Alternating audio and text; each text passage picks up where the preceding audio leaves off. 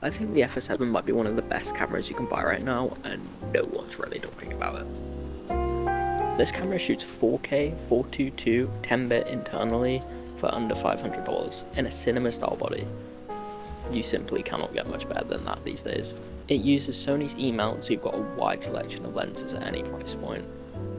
It's also very adaptable. I've used EF lenses and a lot of vintage lenses, so no complaints here. The I/O is exactly what you expect in a cinema style body. You have two full-size XLR ports, full-size HDMI, two SDI out, and of course the internal NDs. These have completely transformed the way I shoot these days and have been a lifesaver in so many situations.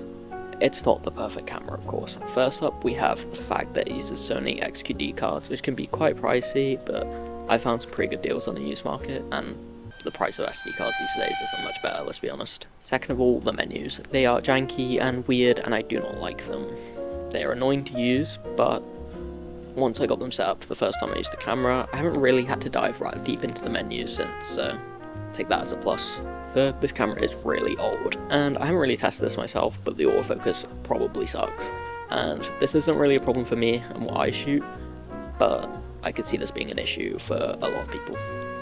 Finally, the colour science. This is a heavily debated topic. People are not a fan of the colours this camera produces. Now, personally, I think this is a little overstated. I think this more has to do with the productions that the FS7 was used on and the style of them, and how far we've come in colour grading over the last 10 years. This camera is not perfect, obviously. I really do enjoy using it though. I find myself picking it up over modern cameras, which I probably shouldn't be doing.